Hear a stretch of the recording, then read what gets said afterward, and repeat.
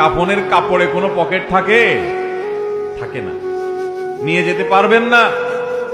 আপনি মারা যাওয়ার পরে যে কাফনের কাপড়টা কেনা হবে, আপনি জানেন সেটা টরে কাপড় কেনা হবে না? আপনি কি জানেন সেটা কোনো দামি কাপড় কেনা হবে না?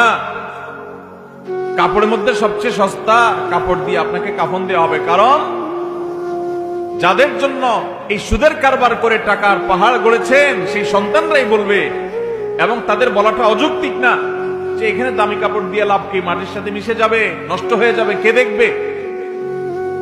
দামি সাবান দিয়ে আপনাকে গোসল করাবে না।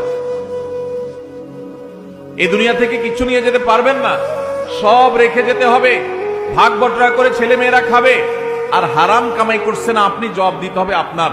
আপনার চেয়ে বড় নির্বোধ কে আছে যে কামাই করবেন, চুরি করবেন যাদের জন্য, তারা কেউ আপনার চুরির দায় নিবে না। আপনার শাস্তি আপনাকে ভোগ করতে হবে, তারপর আপনি অপরাধ করছেন।